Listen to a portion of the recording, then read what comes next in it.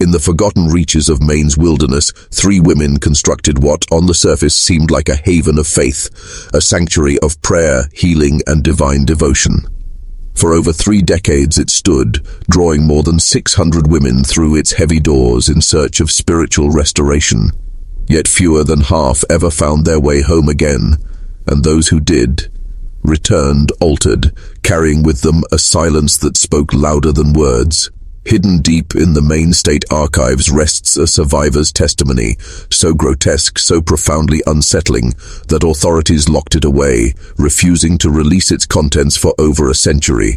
Tonight we pry open the stone walls of secrecy and walk into the abyss of the Convent of Eternal Tears. But before we step deeper, a warning. This story is not for all ears. It is reserved only for those strong enough, unflinching enough, to confront the bleakest shadows in American history. If you have the courage to follow us into this darkness, subscribe now and mark your presence in the comments below. Tell us which state you dare listen from. The question remains, are you among the fearless who hunger for truth no matter how it burns? What makes this account especially horrific is not the hand of religious zealotry, nor the whisper of demons, but something far colder, a hunger far more terrifying. The pursuit of forbidden knowledge, clinical, calculated and merciless, carried out beneath the polished mask of Christian charity. The late 18th century cast Maine not as a state, but as a raw frontier. Then still a district of Massachusetts, it was a brutal expanse where settlements clung to survival against unforgiving winters and harsher truths. Along the rocky coast stood the town of Millbridge, scarcely 300 souls, a lonely trading post for lumbermen and fishermen who risked their lives upon the violent Atlantic tides. Yet 15 miles inland, through a labyrinth of forest paths once walked only by native hunters, lay a plot of earth destined to be drenched in infamy. It was here, in the chill breath of October 1798, that the Ashford women arrived.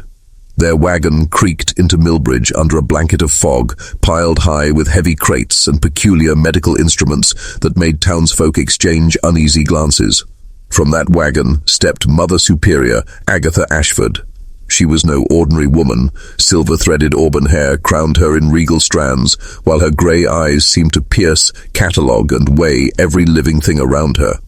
She carried herself like European nobility, her voice marked with the poise of cultured England, her manner commanding obedience without a word. Beside her stood Sister Prudence Ashford, tall, skeletal in form, her alabaster skin stretched thin over precise, deliberate hands. Her fingers, long, unnaturally steady, moved with the patience of a surgeon's blade, movements that would later find grisly purpose.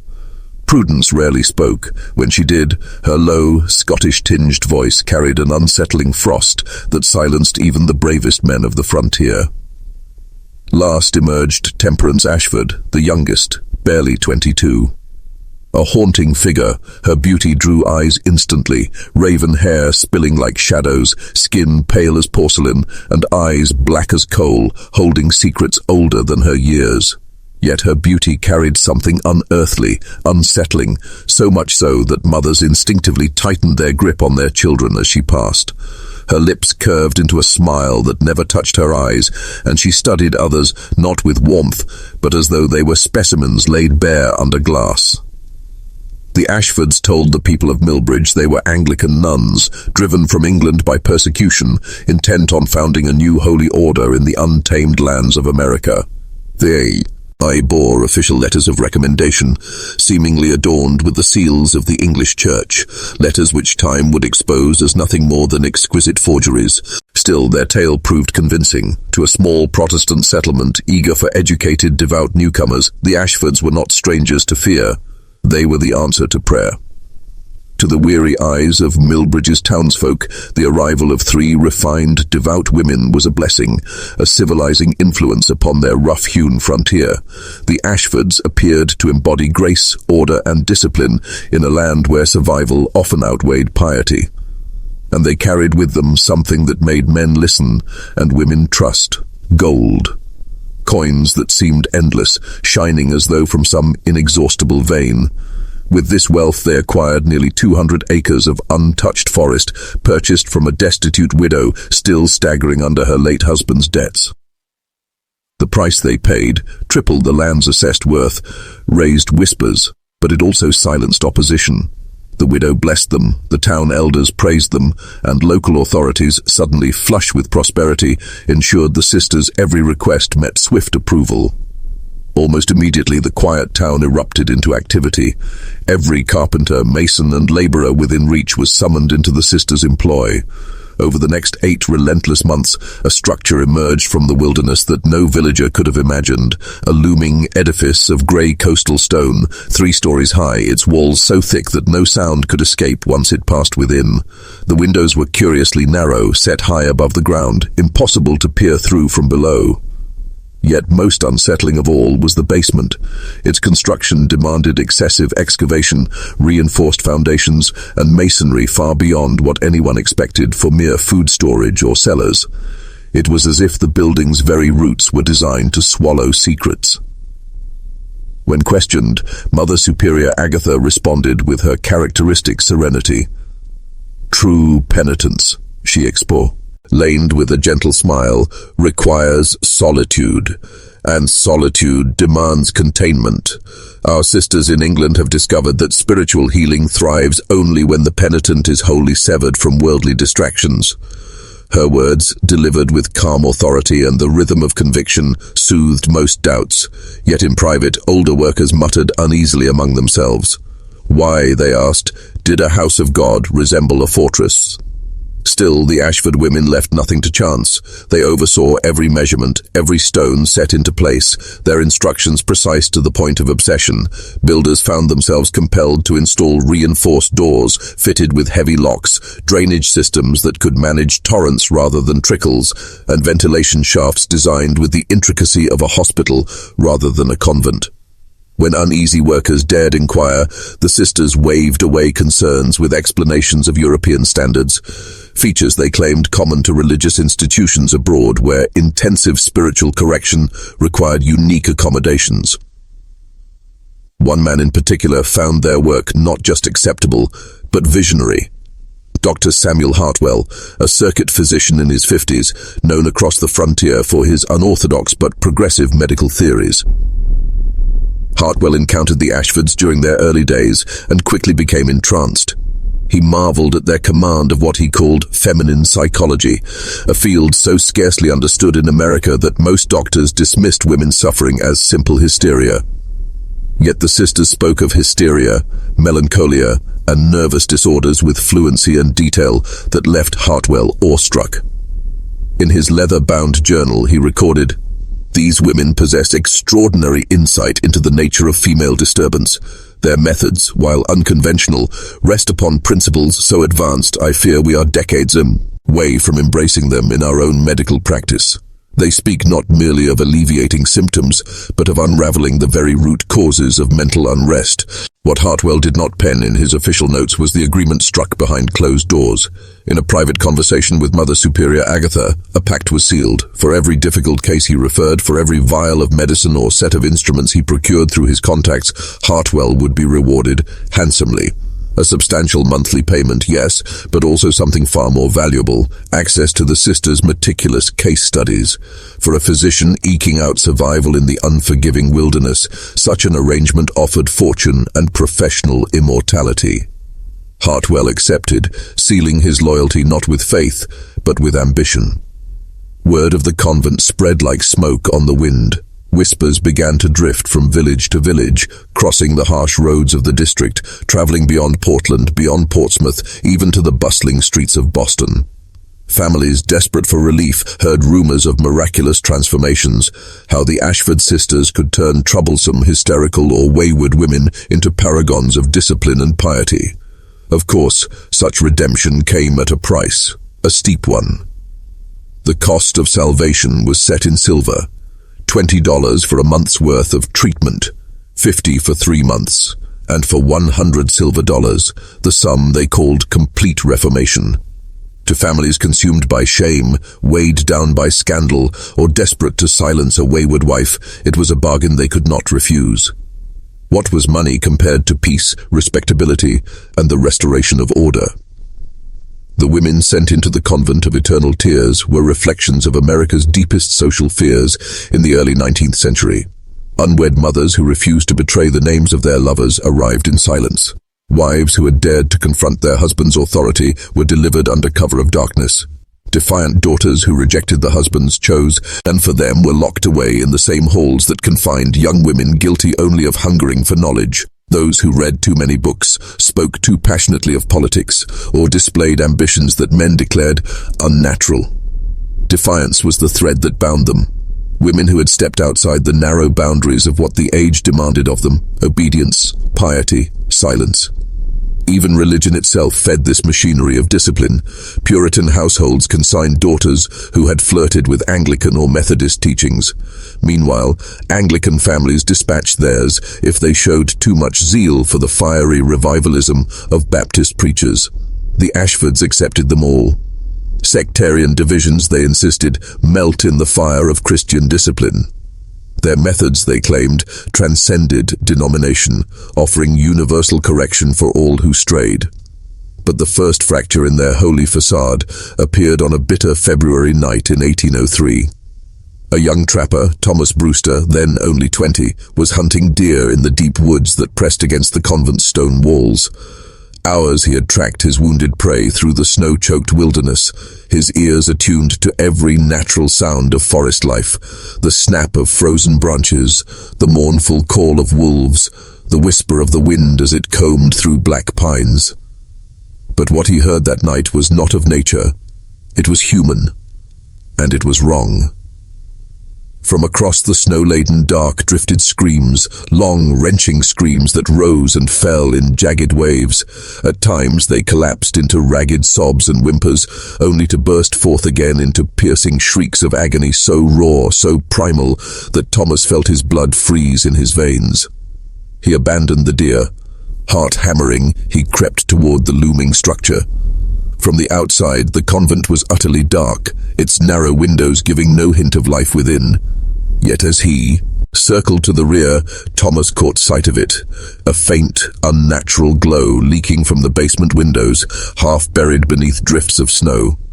The screams were louder here, joined by other sounds: the cold clink of metal instruments, hurried whispers, and, disturbingly, the unmistakable rasp of sawing. Through the frost-veiled glass of a basement window, Thomas Brewster witnessed a vision that would haunt him until his final breath. The convent's lowest chamber had been transformed into a surgical theatre, lit fiercely by rows of oil lamps and candles, their flames painting grotesque shadows across the stone walls. At the center of the room, a woman lay bound to a wooden table. Heavy leather straps pinned her arms, her legs, even her head, which was locked in place by a brutal iron apparatus that looked less like medicine than torture. Hovering over her was Sister Prudence. Normally pale and gaunt, her face was now flushed with focus as her hands worked with chilling precision. In her grip gleamed a long, thin metal rod. The patient's head had been partially shaved, dark ink markings traced across her exposed scalp like maps to some hidden world. And there, in that moment of unspeakable revelation, Thomas saw it. The woman's skull had been opened, bone gleamed wet and white beneath the light. And under that bone, something darker, something alive, brain tissue, glistening. The woman's eyes bulged wide in terror, her screams ripping through the stone vault. Yet what froze Thomas more than the sight of exposed flesh was the demeanor of her tormentors. Calm, detached, clinical, as though the woman before them were not human at all, but merely a specimen. Mother Superior Agatha stood not as a woman of God, but as a scholar of shadows. In her hands was no rosary, no sacred text, only a leather-bound notebook in which she calmly etched each observation with the detachment of a physician cataloguing data. To her, the screams of the restrained woman were not cries of torment, but notes in an experiment. Beside her, the youngest, Temperance, moved with uncanny grace. Though still a novice, she passed instruments to Sister Prudence with the poise of a seasoned surgical assistant. Scalpel, clamp, rod, her hands anticipated every need, as if ritual and butchery had long since become second nature. Thomas Brewster, frozen in terror at the window, watched as Sister Prudence drove the long, glinting rod deeper into the patient's skull. The shrieking reached a peak so violent it seemed to shake the very foundation stones of the convent, before collapsing into silence. The woman's body went slack, unconscious, perhaps dead. Yet the sisters worked on, unbothered, methodical, as though her silence was merely another stage of the procedure. Their faces betrayed no cruelty, no anger, only calm efficiency. The horror lay not in malice, but in their chilling professionalism. That was the moment Thomas broke. His body betrayed him, and he stumbled back from the window, fleeing into the dark forest. He plunged through the snow in blind panic, his breath tearing at his chest, his mind seared by images he could never erase. The stone chamber lit by firelight, the metallic gleam of instruments, the detached precision of hands moving across exposed flesh. Worst of all was the realization that what he had witnessed was not a singular atrocity. The clinical routine, the practiced gestures, the ease with which they carved into human skulls, it was evidence that this had been done before, many times. By dawn, exhausted and shaking, Thomas staggered into his father's blacksmith shop. He babbled of torture chambers, of opened skulls, of brain tissue glistening beneath candlelight. His words poured out so frantically that the elder Brewster feared his son had gone mad. Yet he listened. He was a practical man, grounded, a man who prized order and stability in a fragile frontier town. And what Thomas described, those instruments, that chamber, the grotesque precision, sounded less like the ravings of delirium and more like the pages of some gothic nightmare. Cautiously, his father tried to temper him. "Thomas," he said, weighing each word, "you were alone, in a blizzard, after tracking game for hours. Fatigue and snow can warp a man's mind. Perhaps what you saw was misunderstood. The sisters treat delicate ailments of women, procedures that might look strange, even alarming, to the untrained eye." His words sought to soothe, but they could not erase the detail, the precision in Thomas's testimony. He described the basement layout, the placement of lamps, the instruments gleaming under their light. He described the sisters' demeanor, not frenzied, not cruel, but cold, clinical. This was not chaos. It was system. It was method. Unsettled, the elder Brewster turned to the man who embodied moral authority in Millbridge, Deacon Morrison. Morrison was a cautious figure, a respected elder whose reputation rested on patience, balance, and preserving the town's fragile peace. The Ashfords, he reminded, had been pillars of the community for 5 years. They gave generously to local causes, appeared in public with dignity, and carried themselves with flawless decorum. And above all, several prominent families had entrusted their daughters and wives to the convent's care. To accuse such women, educated, pious, and powerful, would not only ruin reputations, it could unravel the community itself. "We must tread with care," Morrison warned after hearing Thomas's account. "Such accusations, if false, could shatter lives. These are not common women, they are sisters of the church. Surely there is a reasonable explanation for what the boy believes he saw." Yet Morrison was not reckless enough to dismiss the matter outright. Behind his prudence stirred unease. He agreed, at the very least, to investigate, quietly, without rumor. Under the guise of planning a church fundraiser, he arranged a visit to the convent. The following week, Morrison entered the Ashfords' domain. He was received in the convent parlor, a chamber both austere and oppressive, its bare furnishings dominated by a massive wooden crucifix. Religious paintings lined the walls, their painted saints and martyrs staring down at him with eyes that seemed to judge, to weigh, to condemn. And then she appeared. Mother Superior Agatha. Her posture regal, her manner unflinching, her voice smooth as polished glass. She welcomed him with grace, composure untouched, every word practiced and precise. If she felt the weight of suspicion upon her shoulders, she gave no sign. Mother Superior Agatha received him with flawless poise, offering tea as though he were an honored guest, and inquiring after the well-being of his family with a warmth that seemed disarmingly genuine. When Deacon Morrison cautiously broached the subject of hunters reporting strange sounds echoing from the convent at night, Agatha's face reflected only a gentle shadow of concern, tempered by understanding. With her refined English inflection, she explained, "We often hold prolonged vigils of prayer for our most afflicted residents during the quietest hours. Spiritual cleansing is seldom silent, particularly when women arrive burdened by sin and corruption. Their cries are not cries of suffering, but of demons being driven out by holy discipline." Her voice carried the gravity of conviction as she elaborated. Many of their charges arrived possessed, not by imagination, but by the vices of pride, lust, and rebellion, which resisted violently when confronted by divine purification. Some women, she lamented with a sadness that seemed both sympathetic and sanctified, had allowed such darkness to sink deep into their souls that the process of extraction demanded both endurance and force.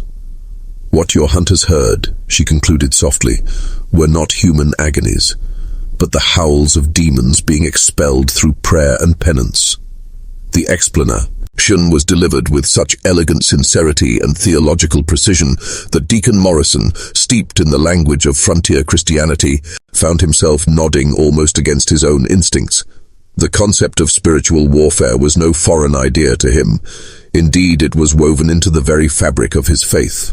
That some souls, corrupted beyond measure, might require extreme measures for redemption did not strike him as implausible in the context of the era's religious imagination.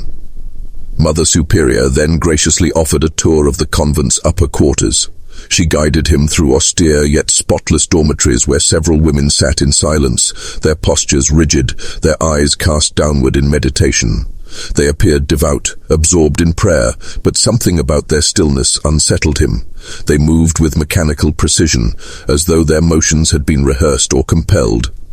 When the deacon attempted to meet their gaze, he felt not recognition, but absence. Their eyes seemed to drift past him, focused on some invisible horizon far beyond the room.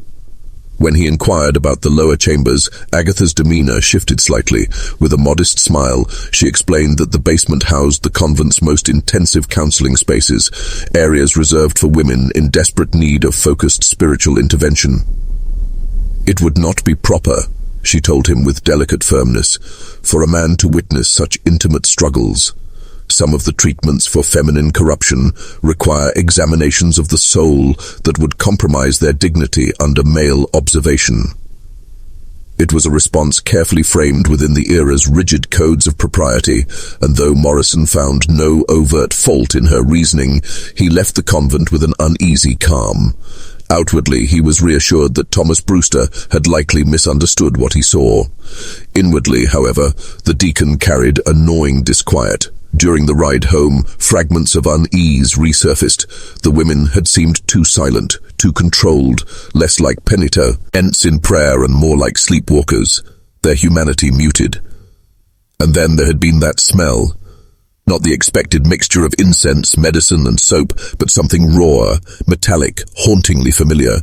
It conjured memories of battlefield hospitals during the Revolutionary War, where the stench of blood and human suffering clung so thickly to the air that it seemed to lodge in one's throat. After Morrison's discreet visit, the Ashford sisters tightened their veil of secrecy.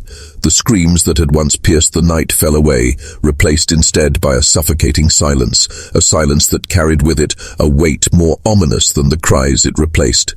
Families, reassured by the convent's reputation, continued sending troubled daughters and wives into its care. The sisters, in turn, welcomed them with increasing refinement, promising transformations of body, mind, and spirit. But among the town's more observant residents, troubling patterns began to emerge. Women who entered the convent for correction did not return, merely reformed or chastened. They came back changed, not redeemed, not healed, but fundamentally altered in ways that eluded ordinary explanation, as though something essential within them had been replaced by something other.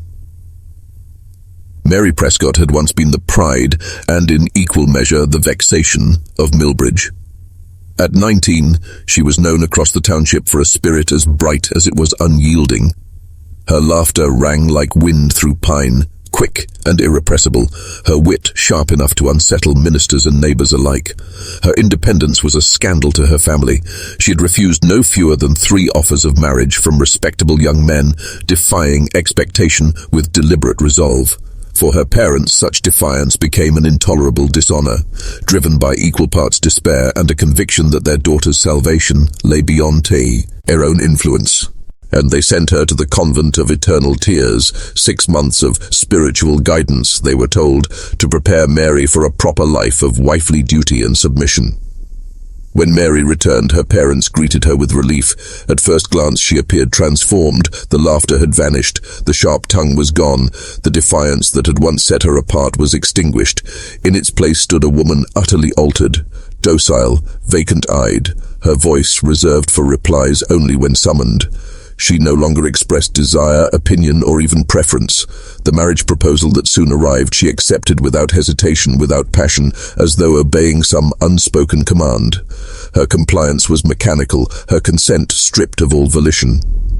But as weeks turned into months, her parents' relief gave way to dread. Their daughter no longer recognized her favorite foods, the trinkets of her childhood, or the faces of friends she had once cherished.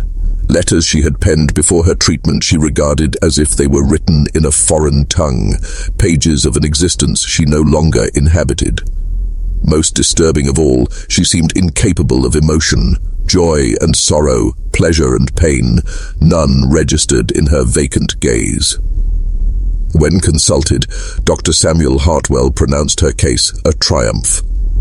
"The patient has been cured," he declared with clinical certainty, "of the mental defects that made her unsuitable for marriage and motherhood. The rebellious spirit which brought her family distress has been wholly removed through proper spiritual discipline." His voice carried conviction, and yet it concealed no small measure of complicity. Mary's mother, however, noticed things her husband and the doctor overlooked. Scars, faint, deliberate, marred Mary's scalp. Hidden beneath the sweep of her hair, they became visible only when it was washed or brushed. The patterns were unnatural, precise, suggestive of a procedure rather than an accident. When pressed, Mary offered no recollection of how they had been made. Her answer was a whisper, almost rehearsed.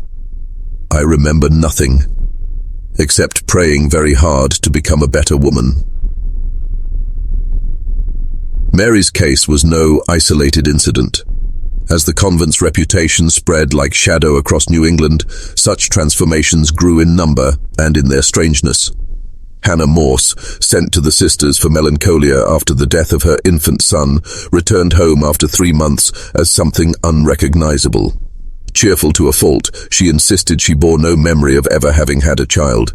Presented with the infant's clothes, the worn toys, she stared blankly, as though the chapter of her life had been excised entirely. Elizabeth Thornton's case was perhaps the most harrowing of all. A merchant's wife, she had been sent to the convent for hysteria after publicly accusing her husband of adultery and demanding a divorce, acts of scandal that threatened her family's social standing.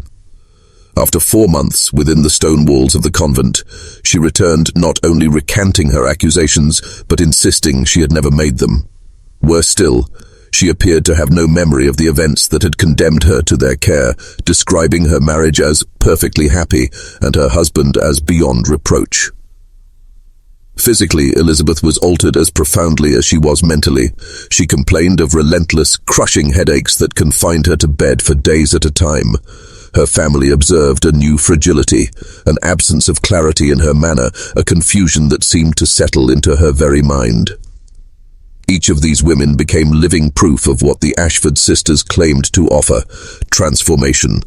But those who knew them best could not deny the unsettling truth. They were not merely reformed, they were remade, stripped of memory, of desire, of identity.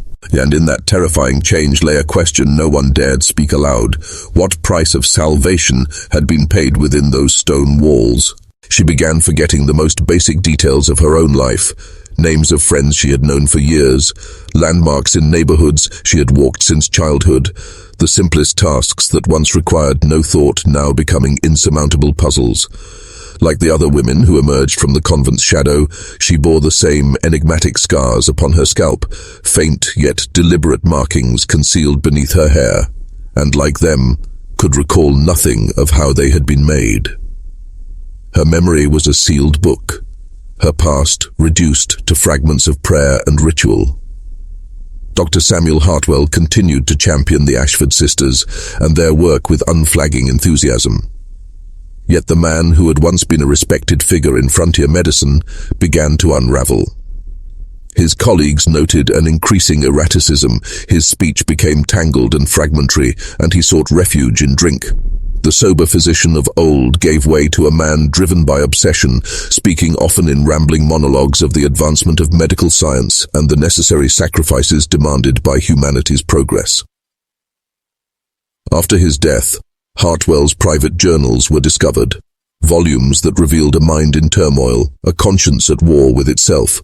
"The procedures I have witnessed," he wrote, "violate every principle of medical ethics I was ever taught, yet the results cannot be denied. The sisters have achieved what European physicians speak of only in theory, the power to alter personality, to suppress memory, to rewrite the very self through direct intervention upon the brain.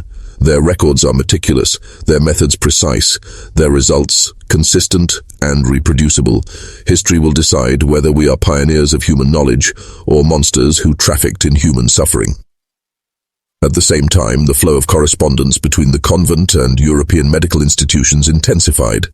Local postmen, bound by secrecy, under generous payment, could not help but remark on the steady procession of letters and parcels bearing foreign seals and addresses, crates of medical texts, surgical instruments of peculiar design, and vials of strange compounds arrived regularly. In return, detailed reports and what appeared to be preserved biological specimens were dispatched overseas. Mother Superior Agatha began making monthly journeys to Portland and Boston. She returned invariably with carefully packed crates whose contents required delicate handling. To the curious, she offered an explanation framed in learned certainty.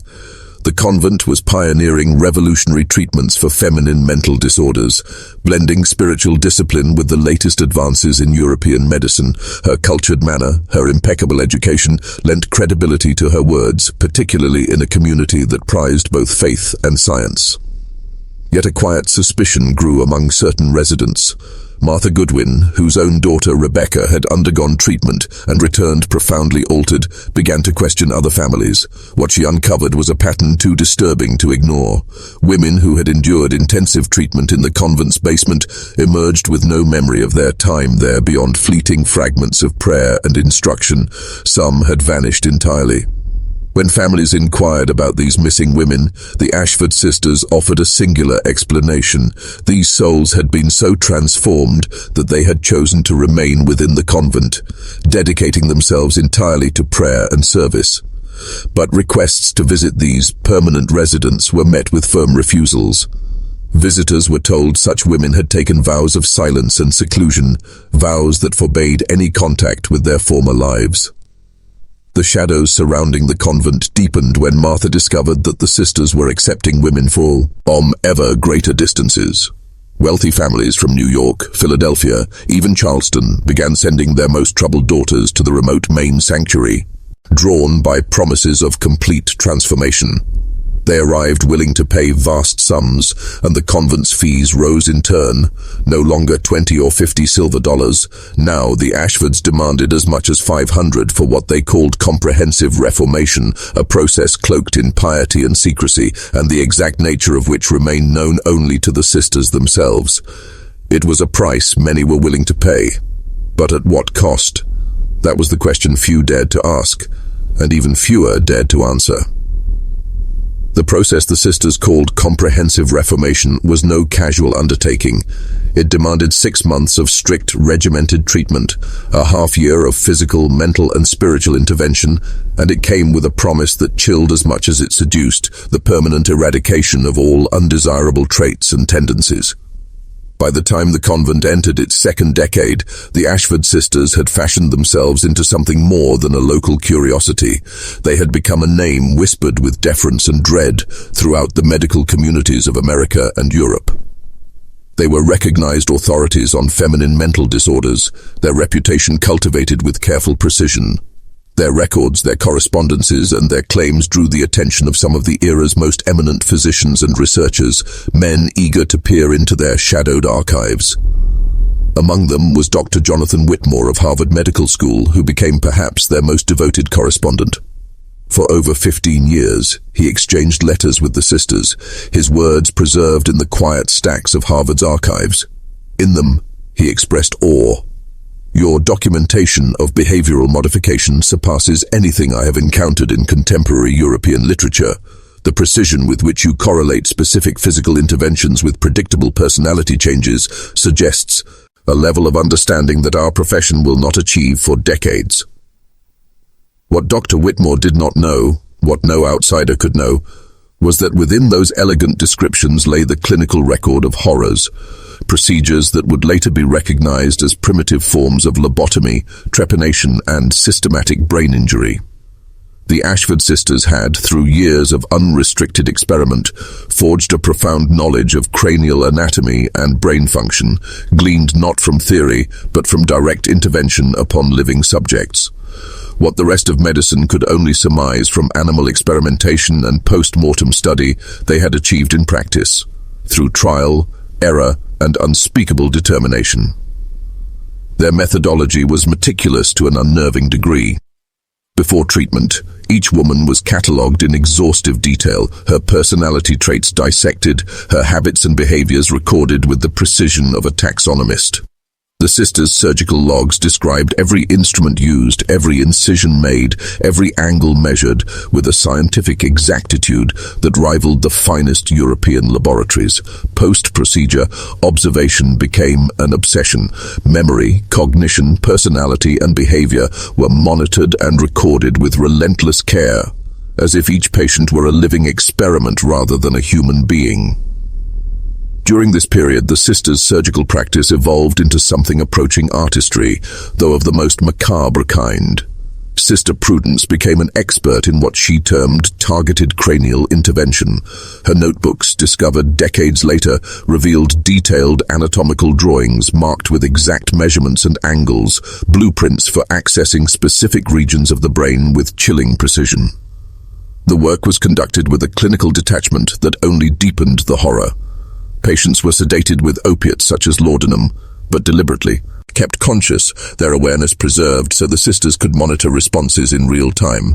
As instruments penetrated the living brain, the sisters would speak to their subjects, issue commands, and record behavioral changes with cold efficiency. Novice Temperance, now elevated to the role of the convent's expert in what she called psychological conditioning and behavioral reconstruction, perfected protocols that transformed surgery into an ongoing process of control. Her designs were elaborate. Programs of reward and punishment, sensory deprivation, manipulation of light and sound, strict control of diet, deliberate sleep deprivation, exposure to extremes of temperature, and enforced isolation. Every element calculated to break down the existing structures of personality, to dismantle the mind, and rebuild it according to the sisters' own inscrutable specifications. They also pioneered the use of chemical compounds, substances imported through their shadowy European correspondences, formulated to amplify the effects of their surgical experiments. Through their growing network of medical contacts abroad, the Ashford sisters secured not only rare instruments, but the means to extend their work deeper into the human brain and psyche than any who had come before them dared to imagine. By this stage, the convent was no longer merely a house of prayer or healing. It had become an experimental laboratory of the soul, a place where science and faith were fused into something darker, something beyond moral reckoning. Through shadowed corridors of correspondence and whispered exchange, the Ashford sisters had, by careful design, secured access to substances that would not enter the laboratories of mainstream medicine for decades. These were not the simple tonics and remedies of conventional practice, but rare compounds of formidable potency, drugs that altered perception, memory, and the very architecture of thought. Within the walls of the Convent of Eternal Tears, such substances became tools of experiment, woven into the sisters' procedures with the same ruthless precision that marked their surgical work. Different combinations were tested, each change meticulously recorded, the effects on consciousness, the erosion or distortion of memory, the susceptibility of the mind to suggestion and control, catalogued as though the women were not patients, but living volumes in a treatise on psychological dominion. By the year 1815, the sisters could claim a staggering record. Over 400 women had passed through their treatment programs, each case an entry in their sprawling secret ledger. Their statistics, preserved in brittle folios hidden deep within the convent archives, boasted success rates exceeding 90%. Yet in the sisters' terms, success was not recovery, it was erasure. It meant the complete obliteration of the traits or inclinations that had brought a woman to their door. Dissidence erased, will broken, individuality extinguished. And for those who perished under their care, the record was equally stark. Failures, their bodies preserved and dissected for further study, each death catalogued as another page in the sisters' vast compendium of knowledge. The scope of the Ashford sisters' work broadened with relentless ambition. They began to accept what they termed research volunteers, destitute women, strangers without family or claim, who were offered food, shelter, and modest compensation in return for submission to experimental treatments. These women, often prostitutes, vagrants, widows without support, were drawn into a system that treated them not as human beings, but as instruments for inquiry. The sisters' hidden archives reveal the terrifying breadth of these experiments, skull measurements recorded with cold precision, detailed accounts of the brain's responses to various stimuli, systematic tracking of the link between surgical intervention and changes in personality. These were not isolated cases. They were parts of a deliberate, comprehensive program of human experimentation. Their work did not remain confined to the forest of Maine. Through a network of covert correspondence, the Ashford sisters exchanged their findings with researchers across Europe and America, selling to institutions what could not be obtained by lawful means. These letters, preserved and later intercepted, unveil a thriving underground trade in human experimentation data. Dr. Hinrich Zimmermann of the University of Vienna became one of their most lucrative patrons, paying handsomely for precise documentation of the sisters' methods for modifying personality through surgical means. His requests, detailed and chilling, asked for procedures to erase memories, suppress emotional responses, and produce what he described as compliant behavioral states in female subjects. Ironically, even venerable institutions became unwitting recipients of their work. The University of Edinburgh, which had once expelled Dr. Agatha Brennan, later incorporated the sisters' research into its curriculum, purchasing their data through intermediaries who concealed the source. Surgical techniques and psychological theories, born of systematic human experimentation in the Maine wilderness, became part of accepted academic instruction. Perhaps the darkest turn came when the sisters began to accept commissions for specific alterations of the human mind. Wealthy families, determined to control the behavior of troublesome daughters, wives, or relatives, offered the sisters precise instructions: eliminate artistic inclinations, diminish intellectual curiosity, erase romantic attachments, enforce absolute domestic compliance. For each request, the sisters devised exacting surgical and psychological programs, charging ever greater fees for their expertise. What began as a secluded religious retreat had become an industrial operation of personality engineering, its ambitions hidden beneath the veil of sanctity and science. The careful facade that had protected the Ashford sisters for nearly 2 decades began to fracture in the winter of 1818. It began with the arrival of a woman unlike any other to have crossed their threshold, a young woman named Sarah Whitman, whose circumstances would, in time, prove to be their undoing. Sarah came not as a broken supplicant, nor as one surrendered to despair, but as a fighter, possessed of a will the sisters had never before encountered, and her arrival would set in motion a chain of revelations that would shatter the silence behind the stone walls of the Convent of Eternal Tears. Of a rare and unyielding intellect, coupled with a strength of will that had resisted the crushing weight of the societal pressures that so often preceded a woman's commitment to the Convent of Eternal Tears, Sarah Whitman arrived unlike any other before her. Her transgression, as it was whispered among her family and circle, was the birth of a child out of wedlock, and her steadfast refusal to disclose the identity of the father, even under relentless pressure from her influential Boston kin. Born to prominent merchants whose name carried weight and whose fortunes demanded the preservation of honor, Sarah's parents first sought discreet remedies, a quiet marriage, and adoption arranged in secrecy. But Sarah, in her resolute defiance, rejected both paths. She insisted upon her right to raise her child and live in independence, a declaration that her family could not abide. In their eyes, she had become a scandal, and thus, in a calculated move to preserve reputation, they declared her mentally unsound and arranged for her confinement within the shadowed stone walls of the Convent of Eternal Tears. At the age of 24, Sarah was armed not only with youthful vigor, but with a formidable intellect nurtured by parents who had given her an education far beyond what most women of her time could imagine. Her studies had included medical texts, accessed through her father's connections with Boston's learned physicians, knowledge that would soon become her most vital defense. From the very moment she crossed the threshold of the convent, Sarah perceived a dissonance beneath the sisters' serene facade.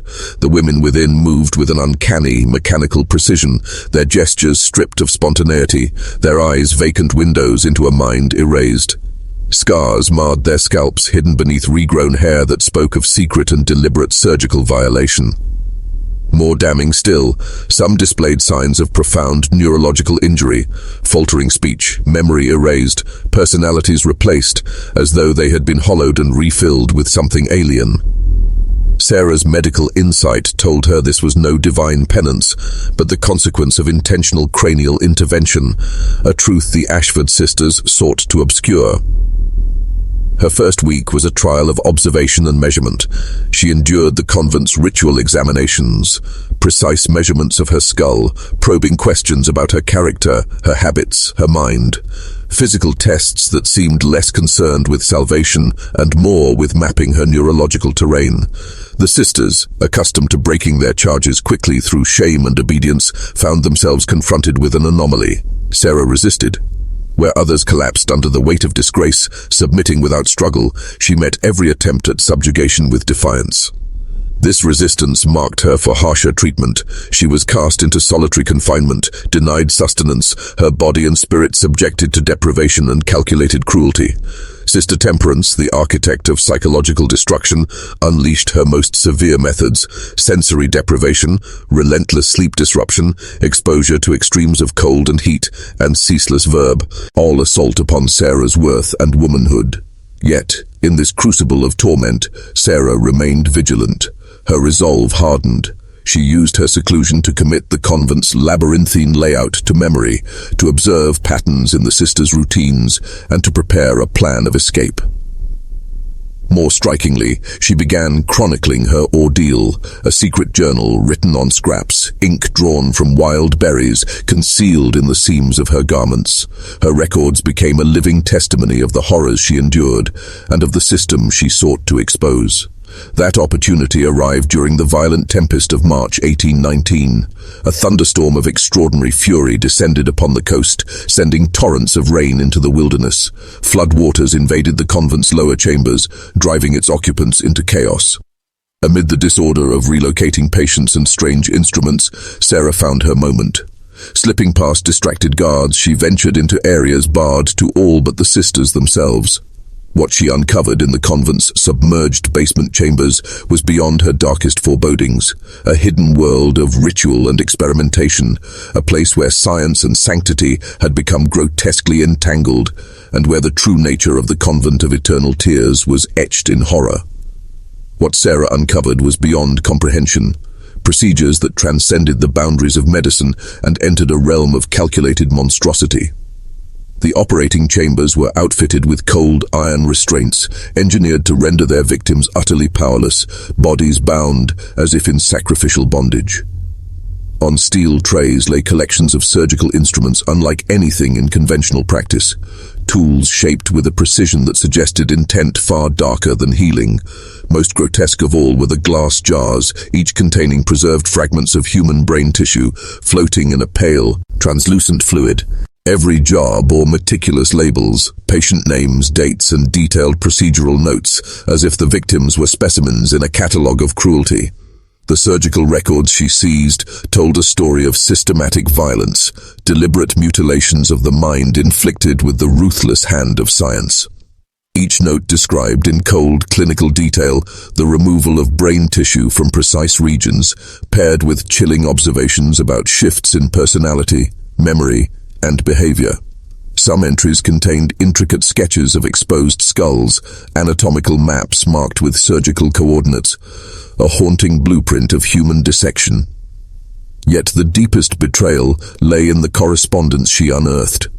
Letters exchanged with European physicians, written with the casual air of commerce, discussing the purchase of her sister's research data for sums that could buy fortunes. These exchanges spoke plainly. The convent was not merely a place of secrecy, but an enterprise of human exploitation, a marketplace where the suffering of women was traded for profit. Armed with this damning knowledge and clutching concealed fragments of documentation, Sarah's resolve crystallized into desperate action.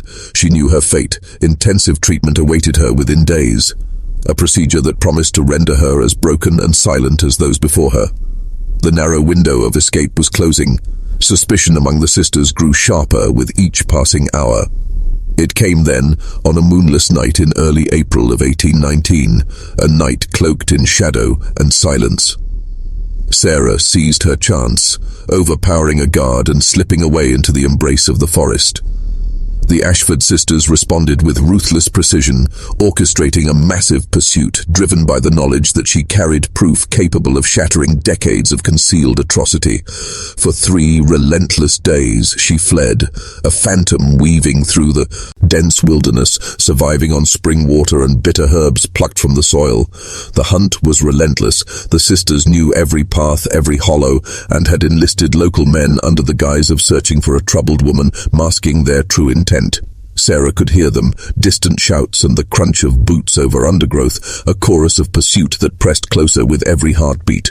On the second night, as rain fell in sudden torrents, she stumbled into a search party, the cold steel of capture brushing her skin. Only her quick thinking and knowledge of the forest, learned in childhood at her grandfather's logging camp, spared her that night. She vanished into the night, sheltering in the hollow of a fallen tree, listening to her hunters scour the earth above her hiding place. And just when the shadows of the forest seemed darkest, Sarah's flight became an odyssey of terror and desperation. Her story, already soaked in fear, had only begun to reveal its depths. The question remains, will she reach the sanctuary of civilization, or will the forest and those who hunt her claim her forever? If the chill of this tale lingers in your mind, share it with someone who thrives on dark mysteries. Like this story to fuel our work, and subscribe so that you never miss another descent into the hidden horrors of history. Together we will uncover what fate awaits Sarah, and what unspeakable truths lie at the end of her journey. By the 3rd day, Sarah's body had become a battlefield against the wilderness itself. Dehydration gnawed at her, exhaustion weighed upon her like an anchor, and the relentless cruelty of early April's weather tore through her worn frame. Her bare feet, raw and bleeding from miles over jagged stones and brambles, spoke of her relentless journey. Her breath came in ragged gasps, and the telltale signs of hypothermia began to creep through her resolve. Yet, despite the assault of fatigue and injury, a fierce flame burned within her. A single, unshakable purpose: to survive, to escape, to bring the horrific truth of the Ashford sisters into the light. Salvation arrived in the form of Joshua Meadows, a trapper whose solitary existence had brought him to check his lines in the pale hours before dawn. At first, he regarded her with suspicion. A wild-eyed woman emerging from the forest like something born of nightmare. But suspicion gave way to incredulous attention when Sarah began to speak, her voice trembling yet urgent, recounting precise details of the convent that no outsider could know. Her desperation was palpable, her wounds undeniable, her narrative consistent in a way that transcended delusion. Joshua, moved by her plight, offered food, warm garments, and, above all, safe passage to the sheriff's office in Millbridge. Even as they journeyed together, dread haunted her every step. She knew the Ashford sisters were no mere zealots hidden in the woods. They were architects of horror with networks and influence far beyond their isolated convent walls. Their reach, she feared, could stretch even into her newfound sanctuary. When Sarah Whitman stumbled into Sheriff William Hawthorne's office on April 18, 1819, she was a spectre of desperation and disarray. Her appearance and wild accusations were met with the same skepticism that had greeted Thomas Brewster 16 years prior. Hawthorne, a man of practical sensibility, regarded her as a victim of exposure and perhaps of madness. Her claims of calculated, systematic human experimentation seemed more nightmare than truth. Yet there were factors that set Sarah's testimony apart from the ramblings of the distressed. Her knowledge of the convent's inner structure was astonishing. Not vague impressions, but exact details of hidden chambers, the arrangement of instruments, and the secret storage spaces known only to someone who had lived within its walls. More damning still, she carried proof. Hidden in her clothing were documents she had stolen, surgical logs, correspondence with European medical institutions, and patient records so chilling they redefined the very meaning of atrocity. Written in the cold precision of science, they catalogued acts that, by modern law, would be considered war crimes. One surgical log alone bore testament to 8 months of deliberate brutality, 23 women subjected to operations of grotesque precision.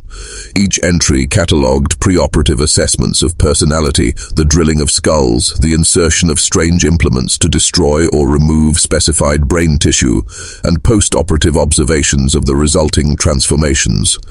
Among these, one record stood as a monument to calculated cruelty. The case of Margaret Fowler, a 19-year-old woman condemned for her excessive appetite for reading and dangerous intellectual curiosity, qualities deemed inappropriate to her sex. Her file recorded a procedure designed to target the brain's learning and memory centers, with the cold aim of extinguishing her love of books and abstract thought, while preserving what the sisters considered basic domestic faculties. The post-operative record revealed the horror of success. Margaret's passion for reading was obliterated. Her vocabulary had shrunk to a bare minimum. Her capacity for reasoning had been brutally stripped away. And in the clinical margin, a single note lingered: satisfaction that the patient now displayed the appropriate disposition. The results of Sarah's revelations were worse than anything Sheriff Hawthorne could have imagined. Among the trove of stolen records, the first document had already stripped away any doubt. Detailed surgical logs chronicling the transformation of women into hollow shells of compliance, stripped of ambition, curiosity, and independence. Many entries concluded with chilling notations, phrases describing a patient as displaying feminine docility and showing no desire for pursuits beyond the most basic domestic tasks. But it was the second document that would bind the conspiracy into something far darker. This was an extensive correspondence file, letters penned by Dr. Heinrich Zimmermann of the University of Vienna, negotiating in cold transactional language the purchase of cranial intervention research for the staggering sum of 4,000 Austrian florins. Zimmermann's words were precise, even clinical, requesting records of surgical techniques designed to obliterate unwanted memories, to surgically erase personality traits deemed undesirable, to reshape the very architecture of the human mind.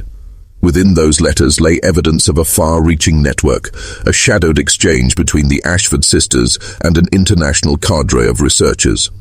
Universities in Edinburgh, Berlin, and Paris were recipients of reports detailing results from procedures so cruel, so systematic, that they would be outlawed in any jurisdiction claiming to be civilized. The convent was not merely a place of secret horrors, it was an industrial supplier of human suffering, trading in the fruits of experiments no moral conscience would permit. The third document revealed a truth that surpassed even the nightmare of Zimmermann's correspondence. It was a patient catalogue, an inventory of over 600 women who had been subjected to the convent's program since 1798. Every entry was meticulous, organized by treatment type, each accompanied by chilling annotations describing the precise procedures endured and the ultimate fate of the subject. The majority were marked, reformed, and returned, women whose identities had been surgically rewritten and then dispatched to their families, their personalities altered forever. Others were listed as permanent residents, supposedly volunteers who had chosen to remain at the convent, though their true whereabouts were unknown. But most damning of all were the nearly 200 entries marked simply expired. Women who had died either during or shortly after surgical experiments, their existence reduced to a line in a ledger. Faced with this mounting evidence, Sheriff Hawthorne understood he was confronting crimes beyond anything he had ever encountered. He mobilized a force of 15 armed men, preparing for what was no longer a routine arrest, but an assault on an operation of unspeakable magnitude. He sent urgent dispatches to Portland and Boston, requesting the intervention of federal marshals to confront the scale of what lay ahead. Yet the Ashford sisters had been vigilant, their web of informants stretching deep into Millbridge. By the morning of May the 20th, 1819, when Hawthorne's men reached the convent, the building was silent and abandoned. What they found inside was a scene that would haunt even the most hardened investigators. In the bowels of the convent lay a surgical theater of monstrous intent. Tables equipped for cranial operations, walls lined with shelves holding hundreds of preserved human brains, each specimen labeled with the name of the patient, the date, and the precise details of the procedure. Behind a false wall, a hidden chamber contained 47 bodies in varying states of preservation, all marked by surgical intervention. These corpses rested in jars of alcohol and chemical solutions, tagged meticulously with information about the experiments conducted before their deaths. The sisters, in their haste, had left behind a chilling archive, file cabinets bursting with thousands of pages of surgical notes, patient records, and correspondence with medical institutions scattered across the globe. The scope of the operation was staggering. For more than 2 decades, the Ashford sisters had pursued systematic human experimentation, recording every detail, every alteration, every shattered life in a ledger of horrors that would forever stain history. The truth that emerged from the shadows of the Ashford convent was a revelation that would shake the foundations of medicine itself, a legacy of cruelty that would not be recognized by mainstream science for decades to come. Dr. Samuel Hartwell, when confronted with incontrovertible evidence of his complicity in this operation, at first sought to justify his involvement with a trembling rationalization. He claimed, with desperation in his voice, that he was advancing the cause of medical science for the good of humanity. These women, he insisted, were already lost to society. Their conditions rendered them unfit for life in the normal world. If their suffering could yield knowledge to protect and preserve future generations, then it was, in his mind, a sacrifice worth making. But when the full scale of the horror was placed before him, the deliberate, calculated mutilations, the systematic killings disguised as treatment, Hartwell's resolve shattered. Under guard, within the cold confines of the Millbridge jail, he gave his final confession. In it, he revealed the shocking truth. The women known to the world as Mother Superior Agatha, Sister Prudence, and Novice Temperance Ashford were not pious nuns at all, but 3 trained physicians stripped of their licenses, exiled from Europe for crimes against medical ethics. Mother Superior Agatha was Dr. Agatha Brennan, expelled from Scotland after multiple patient deaths resulting from her experimental operations to cure feminine hysteria through surgical intervention. Sister Prudence was Dr. Prudence Ashford, dismissed from the University of Edinburgh Medical School after being discovered conducting unauthorized experiments on asylum patients, systematically damaging cranial regions in an attempt to map brain function. The youngest Novice Temperance was Dr. Temperance Ashford, a pupil to her sisters devoted to refining psychological conditioning techniques designed to intensify the effects of their surgical work. These women, having been cast out by their peers, fled Europe in 1797. They assumed the guise of Anglican nuns, creating a cover under which they could continue their research unmonitored beyond the reach of law. For more than 20 years, they perfected their methods, surgical interventions designed to rewrite human behavior, amassing knowledge of a kind legitimate science could scarcely imagine. The hunt for them became one of the most vast and determined criminal investigations of early America. Federal marshals, local sheriffs, and even international authorities joined forces in pursuit. Yet the sisters had vanished without a trace, leaving behind nothing but a legacy of grotesque science and suffering. Investigators discovered that they had prepared for such a contingency for years, maintaining secret escape routes, safe houses, and a fortune amassed through their illicit work. Bank records revealed transfers totaling more than $50,000 to accounts scattered across Canada, Mexico, and Europe, a sum that would translate into millions today. False identities, safe houses across continents, months of secret preparations, all pointed to a chilling conclusion. Their disappearance had been planned from the very inception of their American enterprise. Shipping records showed that they had been moving equipment and documents from the convent long before Sarah's desperate flight, as if anticipating discovery and their inevitable disappearance. When the full scale of their enterprise came to light, it revealed an atrocity of staggering proportion. Over 2 decades, the Ashford sisters had processed more than 600 women through their unholy programs, each woman a subject of calculated experiment, a living testament to the unrelenting pursuit of control and power disguised under the guise of medicine. Of the more than 600 women processed through the Ashford sisters' unholy programs, approximately 250 had been returned to their families, their fate recorded as successfully treated. But the investigation revealed a darker truth. Each bore unmistakable signs of brain injury consistent with deliberate surgical intervention. Another 50 were listed as permanent residents of the convent, yet no trace of these women could ever be found. The grim reality became clear. The sisters had killed these patients when they no longer served a purpose, preserving their bodies for further study and disposing of the remains when preservation was no longer of use. The remaining 200 women were discovered in various states of macabre preservation, hidden deep within the convent's secret chambers. Many had died during experimental operations. Others had been deliberately murdered when their responses to the sisters' procedures offered particularly valuable data. The meticulous preservation of these bodies suggested an ongoing program of comparative study, a grotesque archive of human lives sacrificed in the name of science. The investigators soon uncovered an even greater horror, a sprawling, well-hidden network of collaborators embedded within the medical and academic world. Dr. Hartwell was but one of many physicians who had referred patients to the convent, supplying medicines and equipment in return for access to the sisters' findings. Postal workers, suppliers, and even certain local officials had been bribed to maintain silence.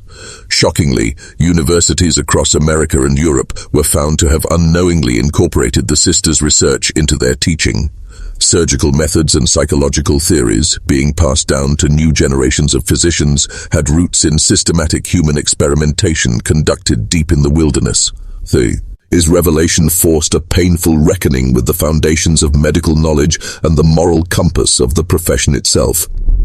Families of victims were left with an impossible choice: to pursue justice and expose the truth, or to protect their own names and reputations.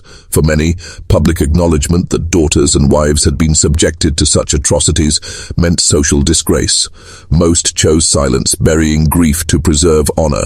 This unspoken pact created a conspiracy of silence that allowed the full scale of the sisters' crimes to remain unacknowledged in public memory. Within 6 months, the investigation was quietly closed. Most evidence was sealed away in government archives, hidden for over a century. Official records reduced the atrocity to a mere statement that 3 women running a fraudulent medical facility had fled justice, leaving behind proof of irregular treatment. The convent itself became a place of myth and memory, eventually burned to the ground by local residents eager to erase its existence. Yet, the sisters' documents survived, carried into the wider world. Ironically, the grotesque knowledge they had compiled found its way into legitimate medical research, contributing to advances in the understanding of brain function and psychological disorders. Sarah Whitman, the sole escapee who lived to reveal the truth, bore a burden few could imagine. For years, she gave testimony to investigators, working tirelessly to identify victims, but the cost was immense. Haunted by her experience, isolated by a society determined to forget, she lived under the shadow of her survival. She took a new name and moved to California, devoting her life to teaching while trying to rebuild her fractured world. She never married and maintained only the most distant contact with her family, who recoiled from her public revelations. In the final years of her life, shortly before her death in 1863, Sarah committed her story to paper. Her memoir, the most complete record of life inside the Convent of Eternal Tears, stands as a haunting testament, a voice crying out across history against the darkness that had once thrived there. The records recovered from the Convent of Eternal Tears became a haunting testament, a body of evidence that would stand as the irrefutable chronicle of the Ashford sisters' crimes. Yet the sisters themselves vanished into history, never to be captured. Unconfirmed reports placed them in shadowed corners of the Americas and Europe over decades. Some believed they had continued their work in secrecy under assumed identities. Others suspected they had been eliminated by accomplices eager to erase witnesses to their atrocities. One sighting in Argentina in 1847 told of 3 elderly women running a private medical practice for the wealthy, a claim that, despite investigation, remained unresolved. The most compelling account came in 1856 from a French physician who claimed to have encountered Dr. Agatha Brennan in Paris, practicing under an assumed name as a private physician treating nervous disorders in women. His testimony described methods disturbingly reminiscent of those recorded in the convent's grim archives. Yet when authorities sought her, she had already vanished, leaving behind only tantalizing fragments of her hidden identity. The case of the Convent of Eternal Tears stands as one of the most systematic and sustained examples of human experimentation in American history. Here, the Ashford sisters fused cold scientific precision with an utter collapse of moral responsibility, building a program of research that advanced medical understanding while shattering hundreds of human lives. Their painstaking records revealed techniques and insights that would not be acknowledged by the mainstream of medicine for decades, but always at a human cost so vast it defies comprehension. This case revealed more than atrocity. It exposed the fragility of just ice in a society where women were vulnerable, where prejudice and legal neglect created space for horror to flourish. For over 20 years, the sisters exploited society's weakest, cloaking their cruelty in claims of medical advancement and social benefit. It is a stark warning of how easily noble intentions can become a mask for monstrous deeds. Perhaps most chilling of all was the conspiracy of silence that followed. Families, medical institutions, and government officials, confronted with the truth, chose secrecy over justice. They sealed the evidence, silenced the victims, and allowed the story to fade, ensuring that the suffering of hundreds would remain hidden and leaving open the possibility that such crimes could occur again. The tale of the Ashford sisters forces us to confront a terrifying question. What happens when scientific ambition, untethered from compassion and conscience, is allowed to operate unchecked? That 3 women could orchestrate such a systematic program of human experimentation for over 2 decades, with the tacit support of medical professionals and local leaders, speaks to a danger as profound as it is timeless. Could such horrors remain hidden today, disguised behind the veneer of progress and respectability? History warns us they could. The pursuit of knowledge, divorced from ethical responsibility, can descend into cruelty so vast it shatters our understanding of civilization itself. What do you think of this story? Could such systematic horrors truly have remained concealed for so long in early American society? And could they happen again, hidden in plain sight? Leave your thoughts in the comments below. If you found this tale compelling and crave more dark revelations, subscribe, hit the notification bell, and share with someone drawn to the buried secrets of history. The shadows of the past still guard countless truths. Nature's powerful forces would rather erase forever. Join us in the next video, where we uncover another dark chapter that will challenge everything you thought you knew about America.